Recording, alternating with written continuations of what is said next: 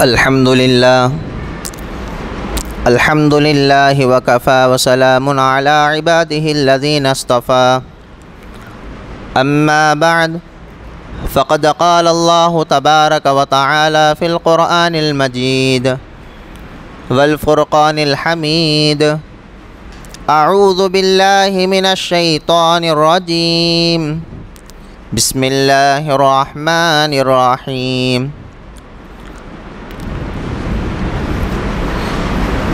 या अय्युहल्लज़ीना आमनू क़ू अन्फुसकुम व अहलीकुम नारा वक़ूदुहन्नास वल हिजारा उइद्दत लिल काफ़िरीन सदक़ल्लाहुल अज़ीम।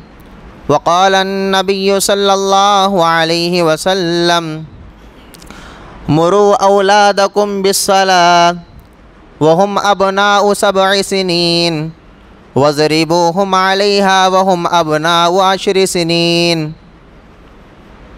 वफ़र्रिक़ू बैनहुम फ़िल मज़ाजि'i औ कमा क़ाल अलैहिस्सलातु वस्सलाम। अल्लाहुम्मा सल्लि अला सय्यिदिना मुहम्मद व अला आलि सय्यिदिना मुहम्मद व बारिक व सल्लिम। मेरे मोहतरम मुअज़्ज़ज़ बुज़ुर्गों, अज़ीज़ दोस्तों, अल्लाह रब्बुल इज़्ज़त का बेइंतहा फ़ज़ल व करम हुआ। अल्लाह तबारक व तआला ने हम सबको अज़ीमुश्शान दौलत से नवाज़ा और हमें उसका एक अहम फ़रीज़ा अदा करने के लिए यहाँ जमा फ़रमाया। तमाम तारीफ़ों का हक़दार एक अकेला अल्लाह है, जो एकता है, अकेला है, हमेशा से है, हमेशा रहेगा। सारी कायनात का निज़ाम वही अपनी कुदरत से चला रहा है। ज़र्रा ज़र्रा उसी के कब्ज़े कुदरत में है। दुनिया का कोई जानवर, कोई इंसान, कोई चरिंदा, कोई परिंदा अल्लाह के हुक्म के बग़ैर कोई काम नहीं कर सकता। यह अल्लाह तबारक व तआला की ताक़त है। तमाम जहानों का मालिक एक अकेला अल्लाह है। मैं अल्लाह ताला के हम्द व सना के बाद नबी पाक सल्लल्लाहु अलैहि वसल्लम के दरबार में दुरूद पेश करता हूँ। सल्लल्लाहु अलैहि वसल्लम, अल्लाह के नबी सल्लल्लाहु अलैहि वसल्लम के बेशुमार एहसानात ख़ास तौर पर इस उम्मत पर हैं। मोहतरम हज़रात, अल्लाह तबारक व तआला ने क़ुरआन के अंदर इरशाद फ़रमाया, या अय्युहल्लज़ीना आमनू, ऐ ईमान वालो, क़ू अनफुसकुम व अहलीकुम नारा, तुम अपने आप को और अपने अहलो अयाल को उस जहन्नम की आग से बचाओ जिसका ईंधन वन्नासु वल हिजारा, इंसान और पत्थर होंगे। दोज़ख का ईंधन, दोज़ख को भड़काने के लिए इस्तेमाल करने वाली चीज़ें इंसान होंगे, पत्थर होंगे। इनके ज़रिए से क्या है, दोज़ख भड़कती रहेगी। और किन लोगों के लिए तैयार करके रखा है, उइद्दत लिल काफ़िरीन, काफ़िरों के लिए तैयार किया है। काफ़िरों के लिए उस जहन्नम को बनाया है जिस जहन्नम में इंसान को अल्लाह डालेगा और पत्थरों को डालेगा। मोहतरम हज़रात, आज हम सारी दुनिया के अंदर एक आवाज़ सुनते आ रहे हैं कि हर एक इंसान अपनी औलाद के बारे में यही शिकायत लेके आ रहा है कि मेरी औलाद बिगड़ गई, मेरी औलाद मेरी बात नहीं मानती, और मैं जैसा कह रहा हूँ वैसा मेरा बेटा नहीं सुनता है, मेरी बेटी नहीं सुनती है और मेरी औलाद मेरे हाथ से निकल गई, मेरी औलाद मुझे गाली दे रही है, मेरी औलाद मुझे बुरा भला कह रही है, मेरी औलाद मुझे ताना कर रही है, मेरी औलाद मुझे शर्मिंदगी और बेइज्जत कर रही है। सारी दुनिया के इंसानों के ज़ुबानों के अंदर अक्सर लोग यही अपने औलाद के बारे में शिकायत कर रहे हैं कि हमारी औलाद बिगड़ गई और मेरी औलाद क्या है, नाच गाने की तरफ जा रही है, मेरी औलाद के अय्याशी में मुब्तला हो गई, मेरी औलाद शराब नोशी में मुब्तला हो गई, मेरी औलाद ज़िना के अड्डों में जा रही है। मोहतरम दोस्तों, के जितने हुकूक औलाद के लिए वालिदैन पर हैं और वालिदैन के लिए औलाद पर उतने ही क्या है हुकूक हैं। तो औलाद की ज़िम्मेदारी, माँ बाप की ज़िम्मेदारी होती है, वालिदैन की ज़िम्मेदारी होती है औलाद की सही तरबियत करें, औलाद को बचपन से सही तरबियत करें, यहाँ तक कि बचपन में उनको छोड़ दे, बड़े होने के बाद आप अफसोस करते रहे, आप बेफ़ायदा नज़र आएंगे, आपका अफसोस करना कुछ काम नहीं आएगा। तो एक मर्तबा हज़रत उमर रज़ी अल्लाह अन्हु के ज़माने खिलाफत में, खिलाफत के ज़माने में एक शख्स आया, हज़रत उमर रज़ी अल्लाह अन्हु से कहने लगा, ऐ खलीफ़ा मुस्लिमीन, मुसलमानों के खलीफ़ा, मैं अपनी बेटे की शिकायत लेकर आया हूँ। मेरा बेटा मेरी बात नहीं मानता, मेरा बेटा मेरा कहना नहीं मानता, और जिस तरह मैं उसको कहता हूँ वो मेरी बात नहीं मानता, मैं जैसा कहूँ उसका उल्टा करता है और कुछ भी क्या है मेरी बात को मानने के लिए तैयार नहीं। तो हज़रत उमर रज़ी अल्लाह अन्हु जलीलुल क़द्र सहाबी हैं, सहाबा से अपने साथियों से कहा, हज़रत उमर ने जाओ इनके बेटे को लेकर आना। जब क्या है सहाबा गए, बेटे को बुला लेकर हज़रत उमर रज़ी अल्लाह अन्हु के दरबार में आए, तो वो हज़रत उमर रज़ी अल्लाह अन्हु को देखना ही था, सलाम अर्ज़ किया, अस्सलामु अलैकुम व रहमतुल्लाह कहने लगा। हज़रत उमर रज़ी अल्लाह अन्हु जवाब दिए। उसके बाद हज़रत उमर रज़ी अल्लाह अन्हु उस नौजवान से पूछने लगे, तेरे वालिद ने मेरे पास तेरी शिकायत लेकर आए हैं कि तू अपना वालिद की बात नहीं मानता, तेरे बाप की बात तू नहीं मानता, और वो जैसा कह रहे हैं वैसा तू नहीं सुन रहा है, इसकी तेरे बाप मेरे पास शिकायत लेकर आए हैं। और उस नौजवान कहने लगा, हाँ सही है कि मैं मेरी बाप की नहीं मानता, मैं मेरी बाप की नहीं मानता, मेरी बाप की नहीं सुनता, और मैं मेरी बाप को क्या है वो जैसा वो कह रहे हैं वैसा हरगिज़ मैं सुनने वाला नहीं हूँ। फिर वो नौजवान हज़रत उमर रज़ी अल्लाह अन्हु से पूछने लगा, आप मुझे ये बताए कि वालिदैन पर बच्चों के जो हुकूक हैं, जिस तरह वालिदैन की इज़्ज़त करना बच्चों पर लाजिम है, वालिदों की कदर करना, वालिदैन की क्या है खिदमत करना, ये जो हुकूक हैं औलाद पर वालिदैन के लिए, तो इसी तरह वालिदैन पर भी औलाद के लिए कोई हुकूक है। हज़रत उमर रज़ी अल्लाह अन्हु से वो नौजवान लड़का पूछने लगा कि वालिदैन के ऊपर औलाद के भी कोई हुकूक हैं या सिर्फ़ क्या है औलाद पर ही वालिदैन के हुकूक हैं।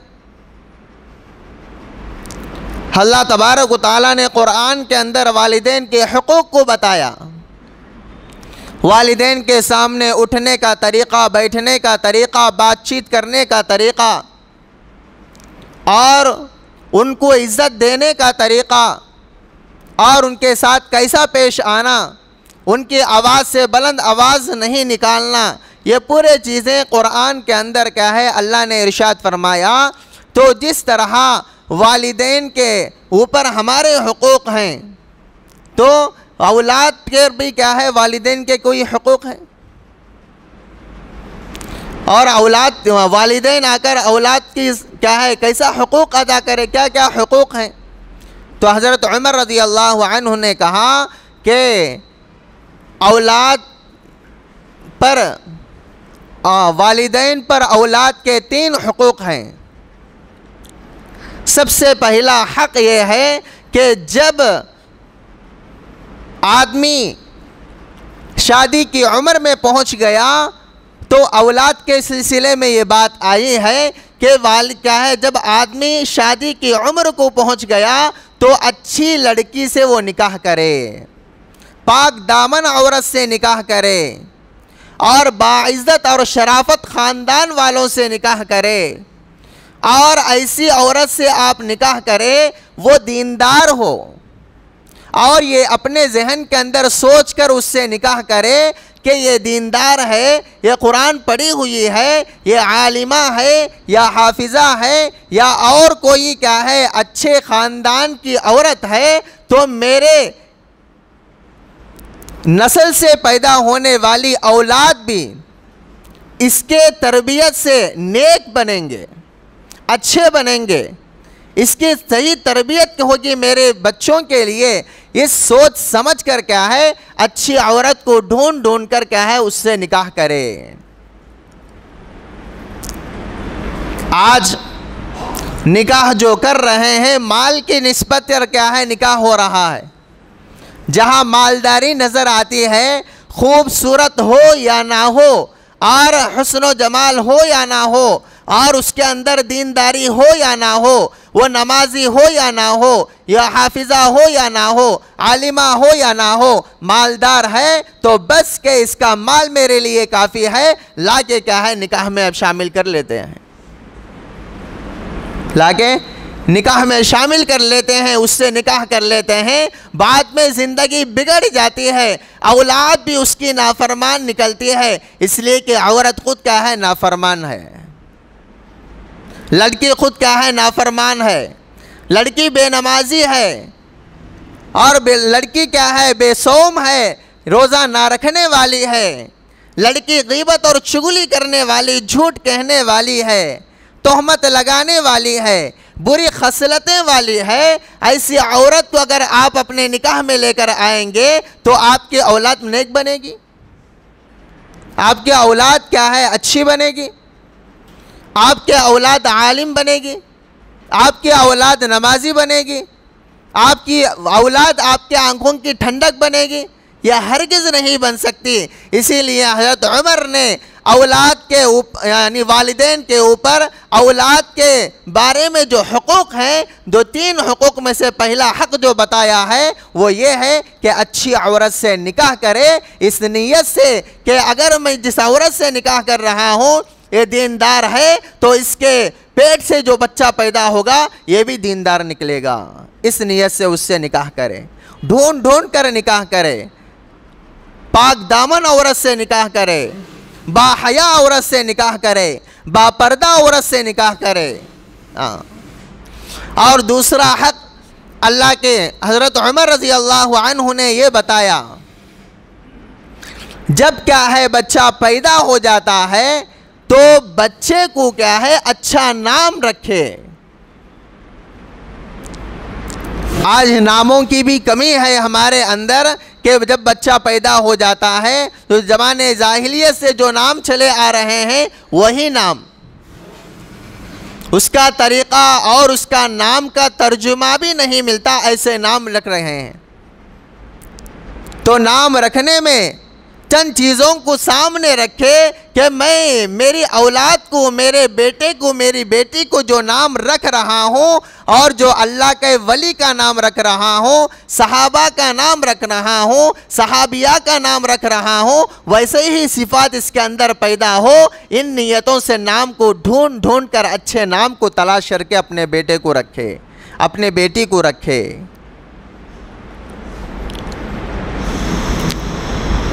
ये हर इंसान के लिए ज़रूरी है जब औलाद पैदा हो जाए कि उसका अच्छा नाम भी रखे और उसका नाम का तर्जुमा भी अच्छा हो और उसके नाम के अंदर क्या है कोई ऐसा वैसा तर्जुमा ना हो जो आगे चलकर क्या है उसको ताना देने लगे। मसलन किसी आदमी का नाम ये रख दिए कि जाहिल। जाहिल का माना क्या होता है? अनपढ़। अनपढ़ बोले तो क्या भी लिखना पढ़ना नहीं आता।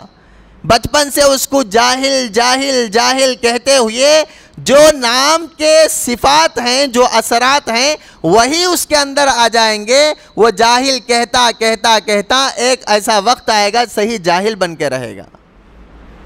नाम का बहुत असर होता है, इसीलिए नामों को तलाश करे, अच्छे नामों को ढूंढे, सहाबिया के नाम को ढूंढे, अंबिया के नामों को ढूंढे और उसमें से क्या है तलाश करके अच्छे नाम को ढूंढकर उसका तर्जुमा भी अच्छा हो और उसका क्या है उसके असरात और जिस वली का वो नाम है उस वली की ज़िंदगी पर भी थोड़ा गौर करो कि इतना बड़ा वली और इस वली का नाम मैं रख रहा हूँ, इस सहाबी का नाम मैं रख रहा हूँ, इस सहाबिया का नाम मैं रख रहा हूँ, यही सिफात मेरी औलाद के अंदर आएगी।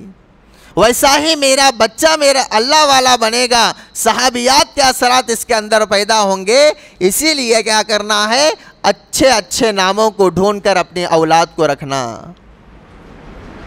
दो हुकूक बता दिए और तीसरा हुकूक ये है कि औलाद के लिए, माँ बाप के लिए ज़रूरी है वो अपनी औलाद की सही तरबियत करे,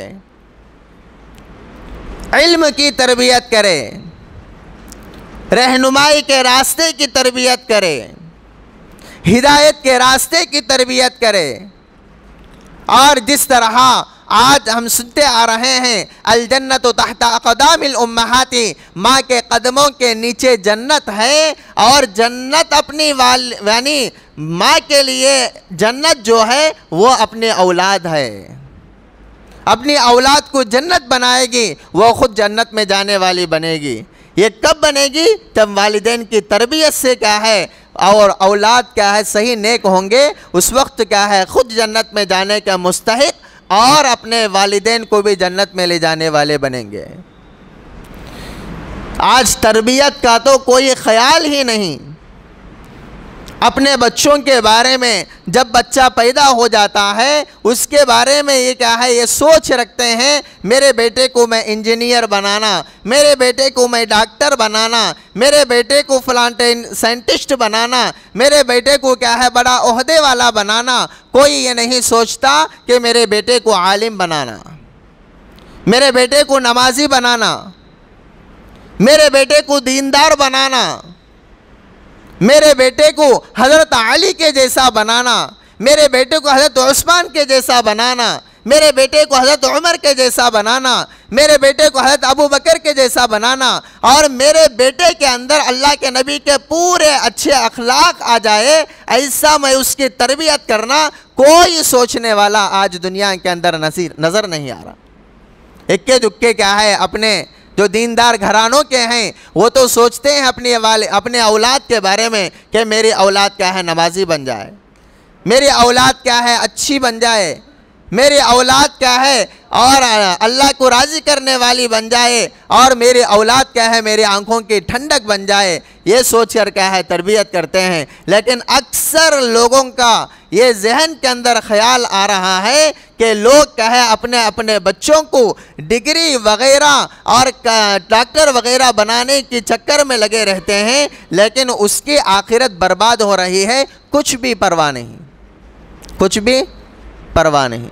हाँ, कितने ऐसे लोग हैं कि जिन्होंने क्या है अपने बच्चों की तरबियत के खातिर लाखों और करोड़ों रुपए उनके पीछे डाल देते हैं और वही बच्चे कल के दिन बड़े होकर डॉक्टर बने या इंजीनियर बने या और साइंटिस्ट बने या कोई और बड़ा ओहदे का जिम्मेदार बन जाए तो वो अपनी औलाद खुद वालिदैन को बूढ़े की हालत में माँ बाप को अपने घरों से निकालती है, जिस घरों के अंदर क्या है माँ बाप अपने बच्चों को करोड़ों करोड़ों रुपए देकर क्या है पढ़ाई करते हैं। जिनके घरों में क्या है औलाद आलिम बनती है, हाफिज बनती है, या दीनदार बनती है, या और कोई अच्छी तरबियत उनको देते हैं, वह कभी अपने माँ बाप को अकेला छोड़ने के लिए राज़ी नहीं होते। अपने माँ बाप को अपने घर से ऐसा ही नहीं भगाते, इसलिए कि उनको पता है, अल्लाह के नबी की हदीसें उनके नज़रों के सामने है, मेरा बाप जन्नत का दरवाज़ा, मेरी माँ के कदमों के नीचे मेरी जन्नत। अगर मैं उनको नाराज़ करूँगा तो मेरी जन्नत, मेरी आखिरत बिगड़ जाएगी। इस ख्याल में कभी वो अपने वालिदैन को नाराज़ नहीं करेंगे, अपने वालिदैन को नाराज़ नहीं करेंगे। मोहतरम दोस्तों, औलाद की क्या है हमें भी सही तरबियत करें। एक वाक़या सुनाता हूँ। हज़रत बायज़ीद बुस्तामी रहमतुल्लाहि अलैह बहुत बड़े क्या है अल्लाह वाले गुज़रे हैं। उनका बचपन कैसा था, उनकी वालिदा ने उनकी तरबियत कैसी की, उसको थोड़ा क्या है आप गौर से सुनो और अपने बीवियों को भी इस वाक़ये को बता कर कह दो कि अपने बच्चों को इस तरह तरबियत करना है। कि जब बायज़ीद बुस्तामी रहमतुल्लाहि अलैह अपने वालिदा के हमल के अंदर थे, पेट में थे, तो वालिदा पाक दामन थी, नमाजी औरत थी, कुरान की तिलावत करने वाली थी, यानी अल्लाह के ज़ुहद और अल्लाह के क्या है तक़वे की यानी बंदी थी। और उसने जब से हमल में अपने बच्चे को लिया उस वक्त से क्या है कुरान की तिलावत में कसरत, नमाज़ों में कसरत, और अल्लाह और यहाँ तक कि अपने पेट के अंदर रहने वाले बच्चे के लिए सोच रही थी, जब मेरा बच्चा बाहर आएगा मेरे बच्चे को मैं आलिम बनाऊंगी, मेरे बच्चे को मैं हाफिज़ बनाऊंगी, मेरे बच्चे को सही तरबियत करूंगी। यहाँ तक कि जब बायज़ीद बुस्तामी रहमतुल्लाहि अलैह पैदा ही हुए, इतने में क्या है उनके वालिद का इंतकाल हो गया, उनके बाप का क्या है इंतकाल हो गया। और उनकी माँ बहुत गरीब थी, यहाँ तक के घरों में जाकर काम और काज करके अपने बच्चे को पाला करती थी। यहाँ तक के उम्र को क्या है अपना बच्चा पहुँच गया, 4 या 5-6 साल की उम्र को पहुँच गया, और बच्चे यानी गली में जाकर बच्चों से क्या है खेल रहा है। उस माँ के दिल के अंदर एक ख्याल आ गया कि अब मेरा बच्चा बड़ा हुआ और मेरे बच्चे को किसी ऐसे अच्छे मदरसे में छोड़ूंगी और वहाँ जाकर वो मेरा बच्चा अल्लाह का वली बन के निकलेगा। यहाँ तक कि आपस में पूछने लगी यहाँ मदरसा कहाँ, तो उसको पता चला कि फ़लाँ जगह फ़लाँ उस्ताद है, वहाँ जाकर छोड़ो कि आप अपने बच्चे को क्या है सही वो तरबियत करेंगे, उस मदरसे को पे छोड़ो। क्यों माँ अपने बच्चे को पूरी तैयारी के साथ उस उस्ताद के पास लेकर गई और उसके हाथ में क्या है अपने बच्चे के हाथ को थाम दिया और कहने लगी कि ए उस्ताद, ए हज़रत, मेरी ये तमन्ना है कि मेरे बेटे को मैं आलिम बनाऊं, मेरे बेटे को मैं अल्लाह का वली बनाऊं, मेरे बेटे को मैं कुरान का हाफिज़ बनाऊं, इसलिए मैं आपके सुपुर्द करके जा रही हूं। मेरे बेटे को जब तक क्या है आपके पास से नहीं भेजना जब तक ये बच्चा अल्लाह का वली ना बन जाए, एक अच्छा आलिम ना बन जाए, जब तक इस बच्चे को अपने दर से क्या है नहीं भगाना। और थोड़ी देर क्या है उस्ताद सोचने लगे कि माँ तो माँ होती है, वो भी सिर्फ एक लड़का, और वो भी अपने कामकाज करके अपने बेटे को पाल रही थी, और उस बच्चे को क्या है उस्ताद के हवाले करके जा रही है। वो ये कह रही है कि जब तक मेरा बेटा अल्लाह का वली ना बन जाए या आलिम ना बन जाए उसको अपने दर से नहीं भगाना और वो आपके पास ही इसको रखना। और उससे क्या है वादा कर लिए, और माँ क्या है चली गई। जाने के बाद बेटा तो बेटा 5 साल की उम्र का या 6 साल की उम्र का था। चंद दिन क्या है ऐसा ही गुजरे, रोज़ाना पढ़ता था, उस्ताद से क्या है सबक सुनाता था। एक दिन रोने लगा, उस्ताद के पास जाकर कहने लगा, अरे उस्ताद कि मुझे मेरी माँ की याद बहुत सता रही है, एक मर्तबा मुझे 1 दिन की छुट्टी दे दो, मैं अपनी माँ से जाके मुलाकात करके आऊँगा, सिर्फ 1 दिन की मुझे छुट्टी दे दो। और उस्ताद के जहन के अंदर वालिदा की बात आ गई कि इसकी माँ तो मुझसे कही कि जब तक मेरा बेटा आलिम ना बने उस वक्त तक क्या है इसको नहीं भेजना, तो मैं क्या करूं। अल्लाह से दुआ करने लगे, कोई क्या है मसलिहत की चीज़ अपने जहन के अंदर डालो। तो इतने में अपने जहन के अंदर एक बात आ गई कि बच्चे को सबक इतना दिए कि कंडीशन, यानी ये शर्त लगाए कि बच्चे अगर इतने सफ़े तू सबक सुनाएगा तो कल तेरी छुट्टी होगी और तू जाके अपने वालिदा से मिलेगा। और इतना सबक दिए, इतना सबक दिए, कोई भी बच्चा क्या है उसको आसानी से याद नहीं कर सकता। तो वो लेने में तो जोश में और अपनी वालिदा की मोहब्बत में तो क्या है सबक उस्ताद के लेकर आया और बैठा और देखने लगा को इतने सफ़े मैं कहाँ से याद करूं।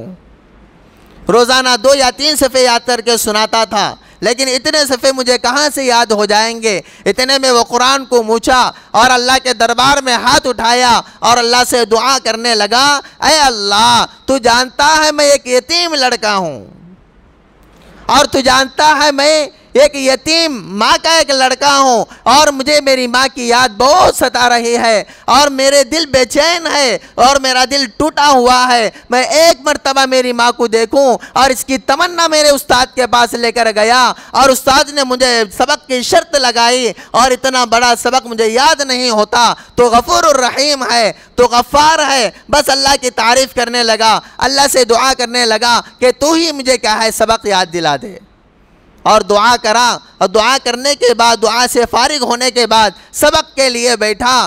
तो सबक जितना उन्होंने दिया है पूरे का पूरा क्या है सबक इस तरीक़े से याद किया, बग़ैर अटके, बग़ैर क्या है गलती के याद करके वो उस्ताद के पास जाके सुनाने लगा। और उस्ताद के पास जाकर सुनाया। सुनाने के बाद और उस्ताद क्या है देखने लगे, मैं तो इसको इस शर्त पर लगाया था, बड़ा बहुत ज़्यादा सबक इसलिए दिया था कि सबक याद नहीं कर सकेगा, ये अपने वालिदा को भूल जाएगा, फिर वालिदा के बारे में नहीं पूछेगा। लेकिन ये बच्चा तो क्या है सबक याद करके लाए और कोई दूसरा ऑप्शन नहीं, मुझे तो भेजना ही है। और बस क्या है और उस बच्चे को क्या है छोड़ दिए, जाओ क्या अपनी वालिदा से जाकर मिलकर आना। और वो बच्चा गया, माँ के दरवाजे पर गया, दरवाज़ा खटखटाने लगा और कहने लगा कि माँ मैं बायज़ीद हूँ, अरे माँ मैं बायज़ीद हूँ, दरवाज़ा खोल कि मैं तुझसे मुलाकात के लिए आया हूँ। लेकिन वो अंदर से आवाज़ माँ कहने लगी, अरे मेरा बायज़ीद तो वो नहीं, मेरे बायज़ीद को मैंने अपने उस्ताद के हवाले करके आए हूँ, जब तक वो आलिम नहीं बनेगा, जब तक वो मेरे दर पर नहीं आएगा। और अंदर से ये आवाज़ आ गई और बच्चा माँ की मोहब्बत में रोता रोता रोता थोड़ी देर वहीं बैठा, फिर उस्ताद के पास आ गया और उस्ताद देखकर समझ गए कि इसकी वालिदा से इसकी क्या है मुलाकात नहीं हुई। और बच्चे से पूछे क्या बात है, क्यों इतनी जल्दी तो आ गया। और बच्चे ने कहा कि मैंने अपने माँ के दर पर गया था, दरवाजे पर खटखटाया और दरवाजे के अंदर से मेरी वालिदा ने ये आवाज़ सुनी और सुनने के बाद ये जवाब दी कि मेरा बच्चा तो वो है बायज़ीद, जब तक वो आलिम नहीं बनेगा उस वक्त तक क्या है मेरे पास नहीं आएगा। ये आवाज़ कहकर मुझे वहाँ से भगा दी। और वो बच्चा रोने लगा, यहाँ तक कि उसके रोते रोते उस्ताद भी रोने लगा। रोते रोते उस्ताद भी रोने लगा और उस्ताद उसको समझाने लगा कि मैं यानी मुझे तू अपना बाप समझ ले और मुझे तू अपनी माँ समझ ले और मुझसे कह दे कि तू जो चीज़ तुझे मांगना है मांग और मैं तुझे ला कर दे दूँगा। तू अच्छी तरह पढ़ना, तेरी माँ की ख्वाहिश है कि तू अच्छा बनना और आप आलिम बन के निकलना, और इसलिए क्या है तेरी माँ ने तुझे भगा दिया और तू अब अच्छे तरीके से पढ़।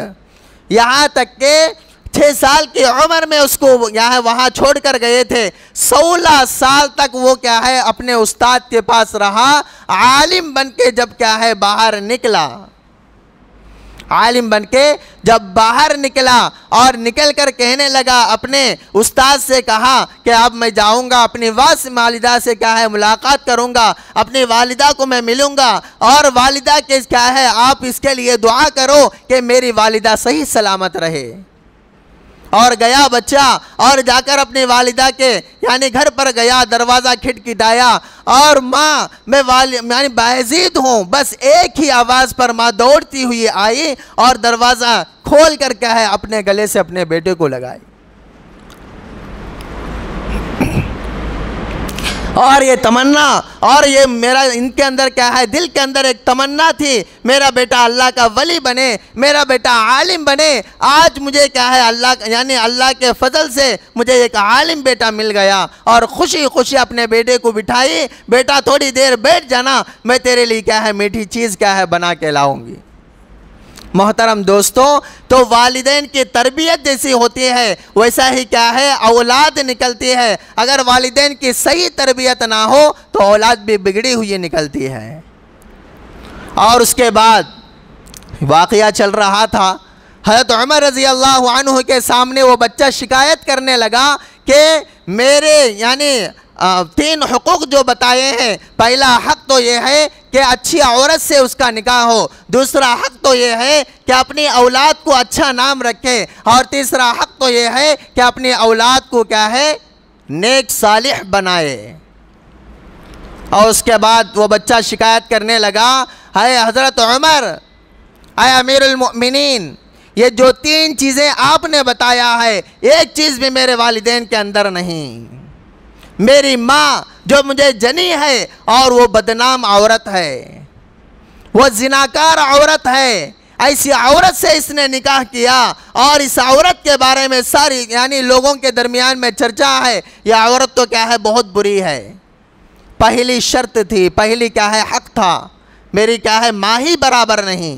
और दूसरा जो नाम है, और मेरा नाम रखा है ज्वाल, ये नाम का तर्जुमा भी जो गोबर के अंदर पैदा होने वाला जो कीड़ा होता है उसका नाम ज्वाल है। इतना बुरा नाम मेरा रखा है तो मैं कहाँ से अच्छा बन जाऊं, मेरा नाम ही सही नहीं रखा। और तीसरा जो हक है और औलाद की सही तरबियत करना, औलाद को क्या है नेक सालिह बनाना। आज मेरी उम्र 19 साल की पहुंच गई, मुझे दीन का एक लफ्ज़ भी नहीं सिखाया मेरे वालिदैन ने, मेरा वालिद ने मुझे एक दिन का लफ्ज़ भी नहीं सिखाया।